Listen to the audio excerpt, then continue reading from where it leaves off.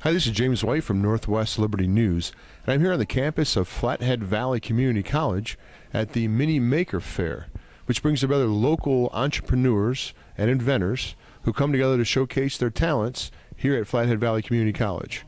Now, during my trip here to do some recording, I ran into Mike Hebert. Mike is running for House District 11, Southern Flathead Valley, here in the state of Montana. And he's been so gracious enough to join us today on Northwest Liberty News to talk about his upcoming election. Mike, thanks for joining us on Northwest Liberty News. Oh, you're totally welcome, Jim. You know, Mike, here at the Flathead Valley today, at Flathead Valley Community College, it's filled with inventors, it's filled with entrepreneurs. How important is that spirit moving forward in the Flathead Valley? How important is that entrepreneurial spirit or that creativity? I mean, that's going to be vital moving forward, don't you think? Well, it's very important. In fact, it's a perfect place to create a atmosphere for entrepreneurship and inventorship is right here at a community college. This is a taxpayer school. That means all the taxes garnished from property taxes in this community go into this school and other schools, right? So a good portion of the taxes that you pay on your property goes into the community college.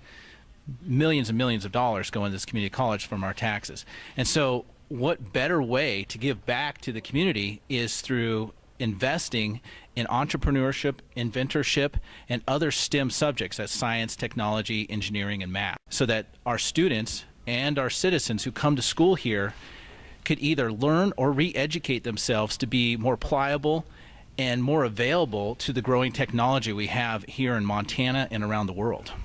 You know, Mike, I know you're a small business guy. Most of the people that come on and invent products... I'm not small-minded. No, indeed. But, you know, most people, that's a good line. You know, most people that are entrepreneurs or creative and create products, they start off in small businesses.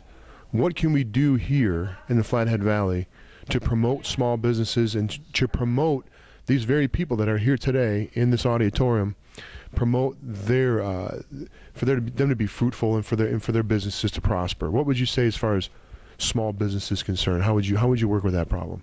Well, I went to school here.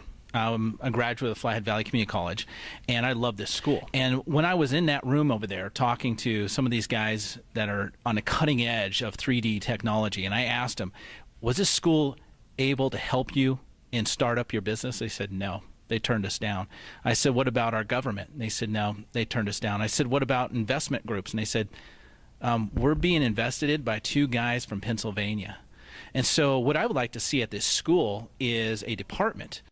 It could be run by 2 or 3 people from our community, but they would be on the cutting edge, looking, scouting, recruiting inventors, finding out their product. You know, Mike, as you may or may not know, the high-speed internet, really, fiber optics is to the valley. Maybe, I don't know if it's completely throughout the whole Flathead Valley yet, but it's getting close. It's going to be getting there soon.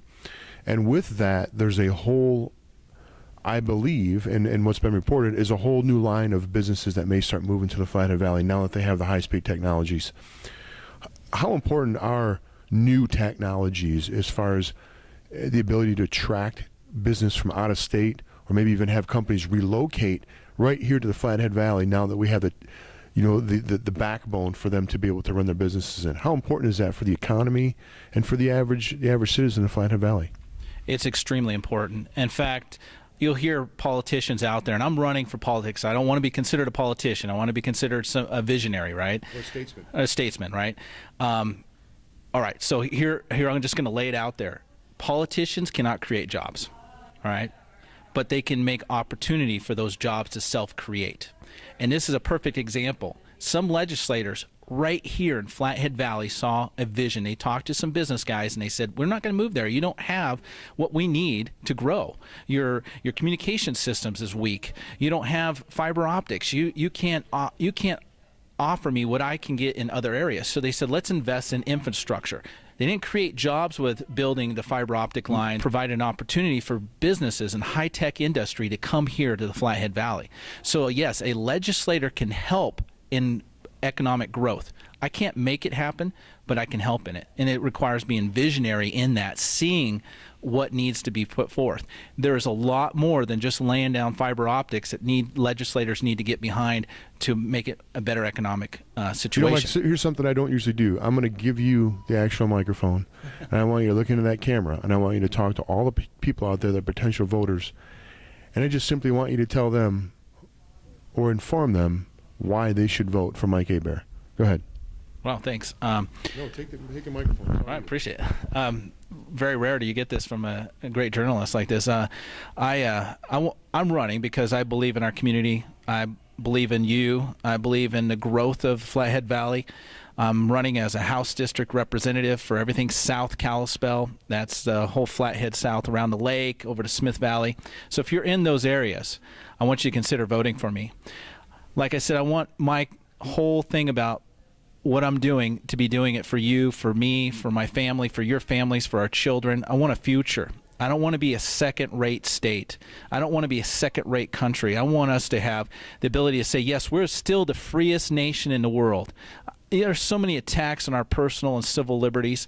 It's unbelievable. Think about the NSA revelations. People tapping into your phone line and you've never done anything wrong. You have nothing to hide, but yet people are looking at your internet communications.